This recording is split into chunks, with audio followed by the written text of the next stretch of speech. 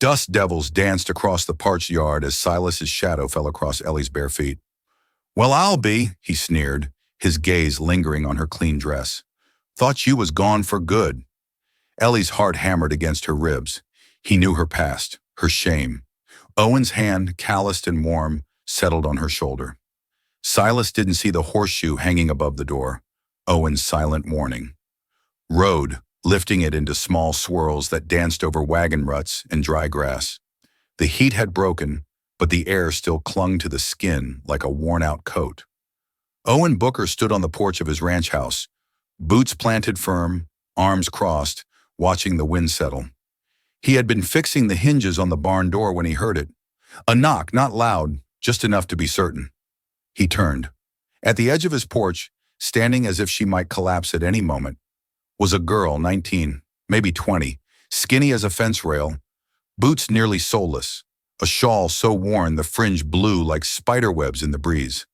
In her hands, she clutched a cast-iron pot as if it were gold. She did not smile. She did not beg. Her voice cracked, but her eyes held steady. "I don't talk much, mister, but I can cook." Owen said nothing. He studied her, the way her lips were chapped, how her knees trembled but never buckled, how her hands were blistered yet still gripped that pot like it was the last piece of her mother she had left. His brow furrowed. "Name?" "Al," she said, soft as a prayer. He looked past her down the trail. No wagon, no mule, nothing but dust and the setting sun. "You got folks?" She shook her head once. He looked down at her bare fingers, holding the handle of the pot. The rim had soot baked into it, like it had seen more campfires than kitchens. For a long breath, nothing passed between them but silence and the creak of wood in the wind. Then he stepped aside. "You're hired," he said, then added with a quiet that sounded almost like surrender. "And you're home." Ellie's shoulders dropped, not in defeat, but like someone laying down a weight they had carried too far. She stepped forward, boots barely making a sound on the wood. He did not take her hand. He did not ask more. She passed him, eyes scanning the porch, the door, the corners. She walked into the house like someone tiptoeing into memory. Inside, the place was clean but cold. Sparse furniture, no flowers. A kettle sat rusting on the back burner. The hearth was swept but untouched. She paused in the doorway, turning slightly. "Where should I sleep?" Owen pointed to the back room. "There's a cot. Sheets are clean. Water's in the basin. Tomorrow we talk chores. Tonight you eat." She nodded once and disappeared down the hall. Owen stood alone a while longer, the sun now half gone. He looked out across the ranch. Dry fields, 2 cows, a chicken coop half collapsed, and silence that had lasted too many winters. Then he turned inside, shut the door behind him, and for the first time in a long time, didn't lock it. The scent of bread was always the first thing Ellie remembered about childhood. Warm, thick, and rising through the cracks in the floorboards. Her father, George May, worked the ovens of Millstone Bakery before dawn, his hands always covered in flour and burns. Her mother, Lillian, stitched aprons and hummed songs in a language Ellie never learned the name of. No, never learned the name. They were poor, but they were together until the winter of '74 when her mother's cough turned bloody and the doctor said there was nothing to be done. Ellie was 14 when she watched her father press cold cloths to a forehead that no longer felt them.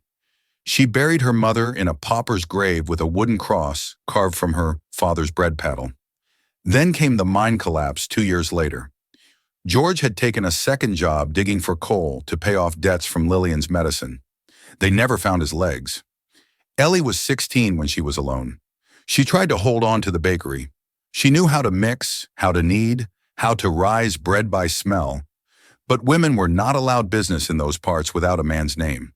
The landlord, a man named Cyrus Elwood, let her stay for a time, then began locking the back door and lingering too long when she bent over the hearth. She left one night with bruises under her collar and the cast iron pot her mother had once used to stew blackberries. It was all she had. She walked east first toward Hayden's Fork, thinking perhaps the church might help. But the Reverend's wife clutched her Bible when Ellie approached, and a boy at the general store shouted, "Ain't no husbands following that one?" She begged in silence. She held out the pot. At the next town, she offered to cook for board. The innkeeper let her wash dishes. On the third night, he opened her door without knocking. She broke his nose with a ladle and ran before dawn. 3 towns, 4 days. Snow in the sleeves, blisters in the boots. She slept in hofs under wagons, once behind a blacksmith's forge, where a drunk tossed his whiskey bottle at her for snoring. By the time she saw the wooden gate of a ranch at the edge of nowhere, her lips were split. Her belly had forgotten what warm food was. She stood outside the fence, one hand clinging to the cast iron pot, the other pulling her shawl tight across her ribs. "I don't want your pity," she whispered to no one. "Just your fire." Then the world tilted sideways. She did not remember the fall, only the dirt against her cheek, the sound of hooves, a voice gruff and distant. "Someone get water." When she woke, it was not to sunrise. It was too quiet, too warmth. The scent of oats boiling on a stove, a room with stone walls, a blanket that smelled of cedar, and a man with rough hands placing her pot beside the hearth like it was made of glass. He had not taken it. That was how Ellie Mae knew she had not been stolen from, only saved. And still she kept one hand on that handle through the night, just in case. The door creaked as Owen opened it, revealing a room cloaked in shadow and dust. "You can stay here," he said simply, nodding toward the bed without meeting her eyes. His voice was steady, but the way he lingered at the threshold suggested the room meant more than the few words aloud. Ellie stepped inside, her bare feet brushing against the cool floorboards, worn smooth from years of quiet footsteps. The air carried the faintest trace of lavender, long faded but stubborn in its persistence. The bed stood neatly made in the corner, a hand-stitched quilt pulled taut across it, the edges untouched by recent sleep. A lace doily sat atop the nightstand, yellowed with time. A shelf on the wall held a wooden hairbrush, a cracked mirror, and a pair of embroidered gloves, stiff with age and stiff with memory. This was hers. Ellie asked softly, not to pry, just to confirm what the room already told her. The way a place can whisper loss without speaking at all. Owen gave the slightest nod, his eyes not leaving the doorframe. "My wife Clara fever took her. Spring of '74. Ellie lowered her eyes, her voice small. "I will keep it clean, I promise." He stood there for a breath longer, then turned without a word, and left her alone in the room where ghosts still lived. She stood in the silence for a long time, running her hand gently along the dresser's edge, careful not to shift anything. Dust clung to her fingertips. She walked to the window, its panes starred with time, and pulled the curtain back just enough to let in a sliver of moonlight. Then carefully she folded her blanket on the chair and sat on the edge of the bed, unsure if she belonged, but grateful to not be outside. The next morning, Ellie opened the door and found a bundle of kindling and 2 fresh eggs resting on the bench just outside. No note, no knock, just there, like a silent offering from someone who did not know how to say welcome. She brought them inside and stepped into the kitchen, then stopped. It was colder than she expected. The hearth had long gone cold. Cobwebs clung to the ceiling beams. The stovetop wore a coat of soft gray ash, as though the last fire had died quietly one night, and no one had the heart to wake it again. Pans rusted where hooks once held them proudly, their handles drooping like tired arms. She walked through it slowly, fingers brushing along the counters. There were knife marks on the wood where onions and apples had once been chopped.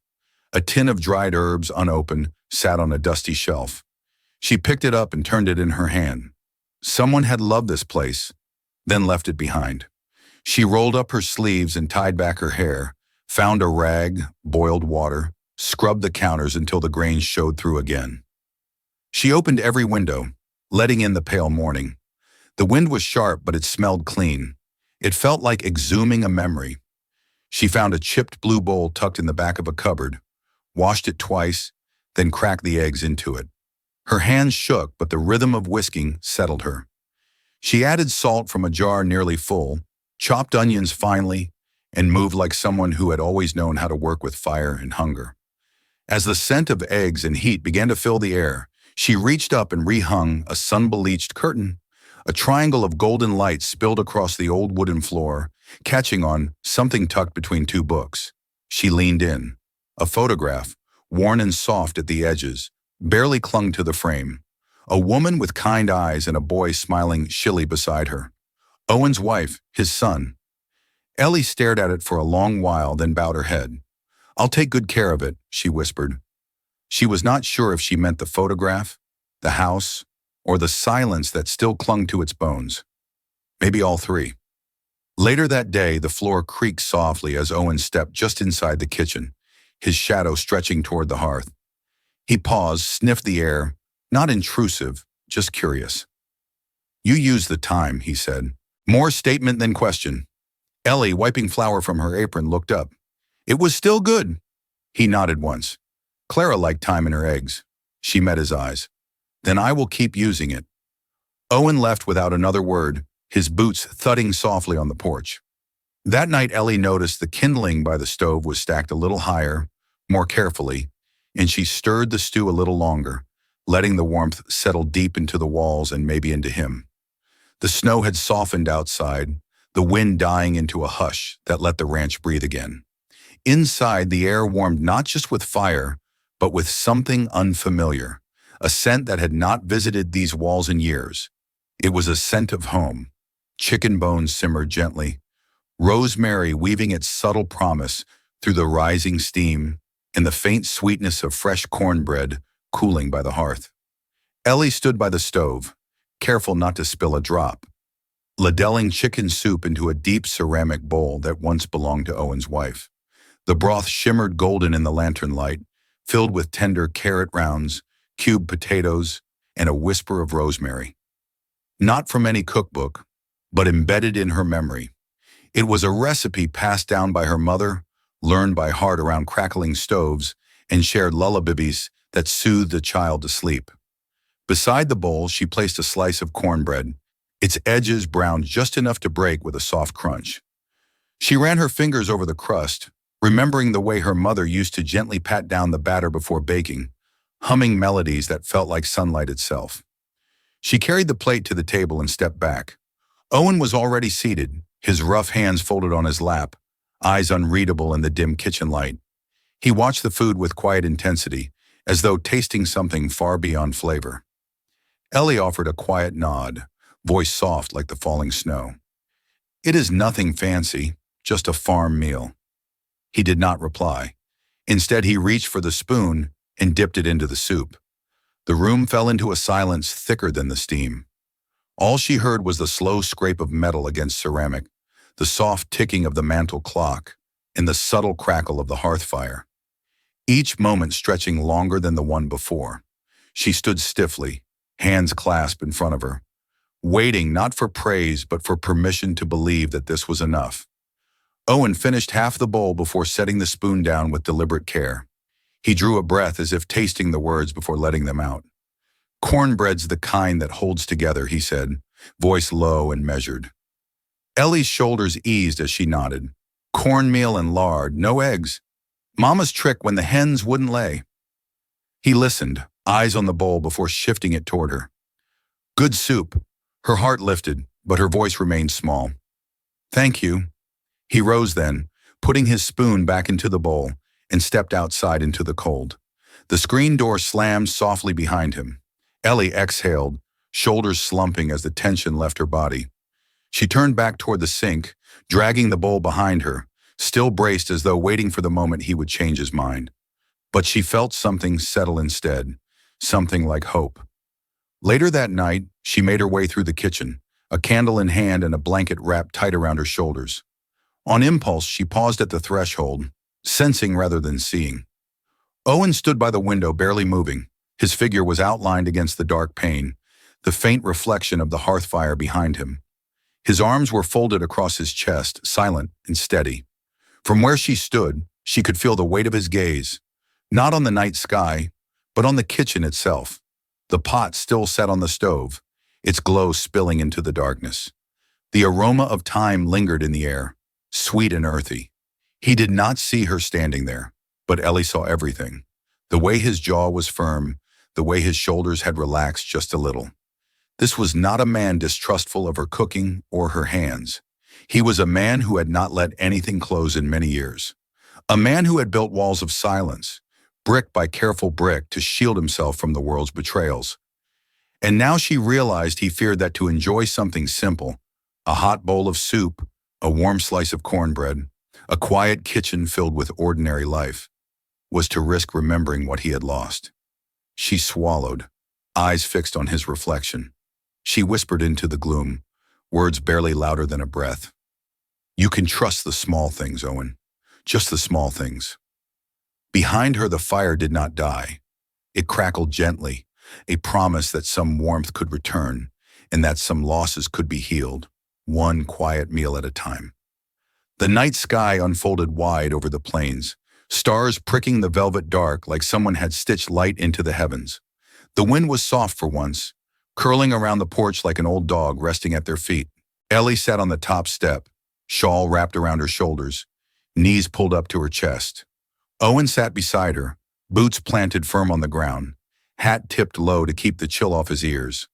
They had eaten supper in silence, roasted turnips, leftover stew, and slices of cornbread from the morning batch. Now they sat together, not talking, not needing to. The quiet was not awkward. It was full, the kind of silence that held space like a blanket between them. After a while, Ellie broke it, her voice gentle. "My mama once burned a whole tray of biscuits," she said, "left them in too long while telling me a story about how Papa asked her to marry him." Owen tilted his head, eyes still on the sky.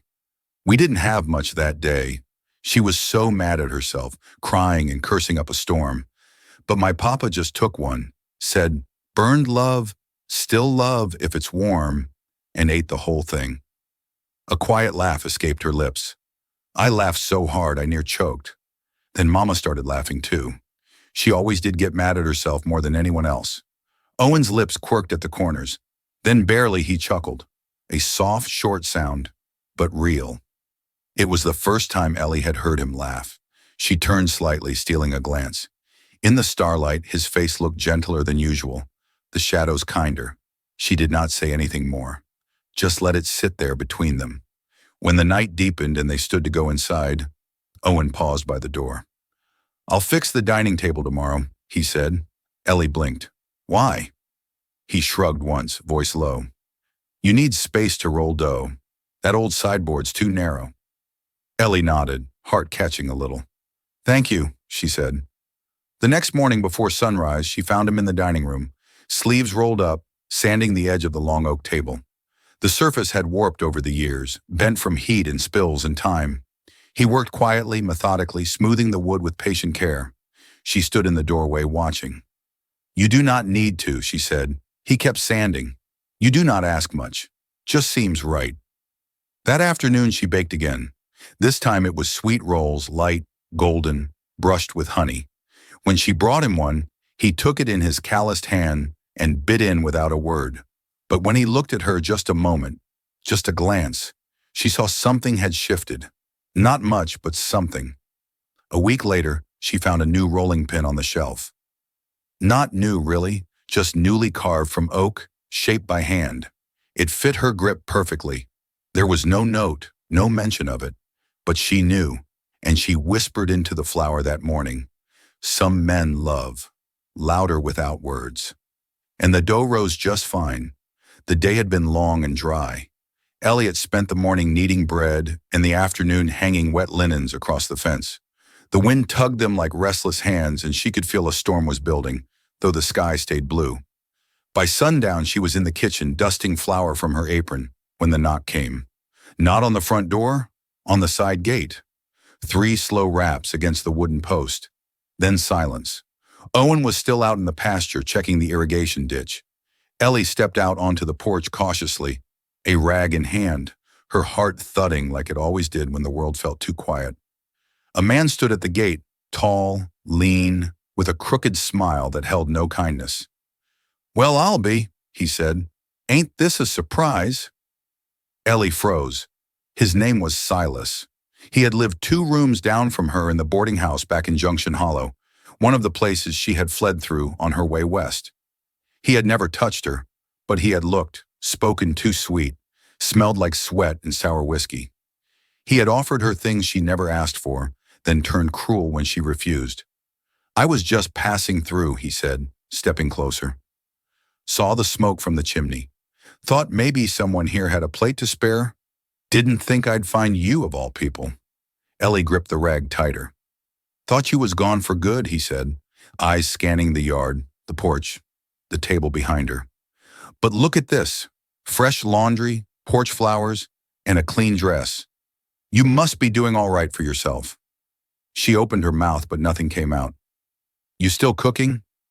I remember that stew you made for the old widow on the second floor. Smelled like Sunday supper. Silas leaned in slightly, his tone dropping lower. Funny you never said goodbye when you left. Thought we was friends. Ellie took a step back, and then boot steps, firm, purposeful. Owen. He had returned from the pasture, silently like the land itself had warned him. His shirt was damp with sweat, one glove half pulled off, his eyes locked on Silas. He did not speak for a moment, just moved to stand beside Ellie.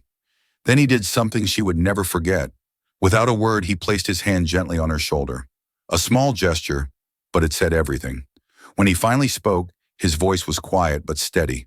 She's not going anywhere, he said. She works here. She belongs here. Silas blinked. The charm on his face flickered, then vanished. Well, I didn't mean nothing by it, he muttered, backing up a step. Just passing through, he tipped his hat. Good luck to you, Miss Ellie. Then he turned and walked off into the dust. Ellie stood still, her breath caught somewhere between her chest and throat. Owen said nothing more. He did not tighten his grip, did not look down at her, just kept his hand there for a few seconds longer, then let go and stepped back, giving her space. She turned to him. Thank you, she said, voice shaking. You do not owe me thanks, he replied. A good cook deserves a safe kitchen. But his eyes said more than that. Later that night after supper, Ellie stood by the window and watched the horizon, wondering if Silas had really gone, if he had said anything to anyone, if he would come back. Owen was in the workshop sharpening tools, but when she walked into the kitchen the next morning, she found a fresh horseshoe hanging above the back door, a quiet ward, a signal of protection, and she knew without needing to ask that Owen had put it there. She touched the curve of the iron, then went to stoke the fire. For the first time in her life, someone had stood up for her without demand, without condition, just because she was there, just because she mattered, and that made all the difference. The morning sun crept through the kitchen window, painting the wooden floor in ribbons of gold. Ellie stood barefoot by the counter, her sleeves rolled up, her fingers dusted with flour. The dough was ready, soft, rich with buttermilk and butter, and the old tin cutter waited by her side. Behind her, Owen lingered near the door, arms crossed, expression unreadable. You said you never learned to bake, she said without turning around. I did not, he admitted, was always more skilled at burning things than browning them. She smiled and patted the dough. Then today we fixed that.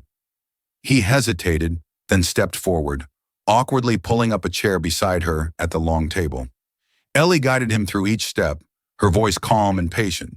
Cut, press, fold. Do not overwork it. Butter needs to stay cold. Owen listened closely, trying to follow her every motion, but his large hands were clumsy. One biscuit came out lopsided, another too thin. She laughed, not cruel, not mocking, just warm. That one looks like Kansas after the floods, she teased gently. He looked at it, tilted his head and chuckled under his breath. Still better than the last one. Progress, she said, eyes gleaming. The oven warmed the room, and soon the scent of baking filled the air. Rich, buttery, slightly sweet. It wrapped around them like a memory of home. They sat side by side as the biscuits browned, talking about nothing much. Ellie told him about her mother's old apron, how it had been patched so many times it looked like a quilt. Owen told her about his first horse, a stubborn mare named June, who had refused to go anywhere without a carrot. You still got that apron? He asked, glancing at her quietly. Ellie looked down. No, it was one of the things I had to leave behind. He nodded, said nothing more. When the biscuits were ready, she pulled them from the oven and placed them on a cloth to cool. Owen reached for one before it was cool, burning his fingers. Hot, he muttered, jerking back. Told you, she said, laughing again. He blew on the biscuit and tried again. This time, he managed to bite. His face changed. Not dramatically, but enough. "It's good," he said as if surprised. "Of course it is," she said with mock offense. "What do you think? I've been feeding you all these weeks." He chewed a moment longer, then said, "This one's different." Ellie paused. "How so?" "It tastes like something new," he replied. "Not just food, like the start of something. I don't know." So she blushed and looked down at her hands. The next morning, Ellie came into the kitchen expecting the usual: firewood, eggs, maybe a small jar of preserves. But something else waited for her, a small bundle wrapped in twine, sitting neatly at the center of the table. She unwrapped it slowly. Inside was a bunch of wildflowers, clover, sage, 2 early daisies, and something purple she did not recognize. No note, no name. Owen came in a minute later, his boots heavy on the floor. He did not say anything at first, just walked to the sink and washed his hands. Then as he dried them, he nodded toward the flowers. "For the kitchen," he said simply. "That smells like life again." Ellie turned to him, her fingers brushing the petals. "Thank you," she whispered. He nodded once, then went back outside. Later that day, she found herself humming while she kneaded dough. The song was something her mother used to sing when she thought no one was listening.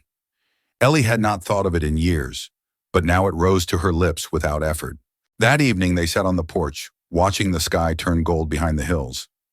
Neither said much, but Ellie noticed how Owen's arm rested just a little closer than before. How he glanced at her when he thought she wasn't looking. How he exhaled like a man beginning to breathe again. In the fading light, she looked at him. "You ever think about what it means to stay?" she asked quietly. He tilted his head. "Meaning?" she shrugged. "Most people I've met, they run. Run from places, run from themselves, run from what they lost. But this place, it feels like staying might not be the same as being stuck." He looked at her for a long time. "I've been stuck before," he said. This don't feel like that." She smiled soft and slow. "No, it don't.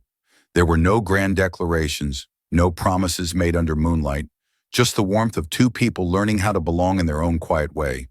And in that simple silence, surrounded by biscuits and wildflowers, a smile bloomed that neither had worn in years. Spring returned to the plains, gentle and full of color. The wildflowers came first, scattered tufts of purple and yellow across the ridge.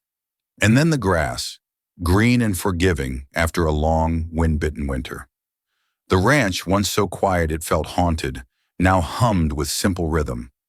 Fences mended, soil tilled, biscuits rising before sunrise. The kitchen had changed the most. It was no longer just a place to eat.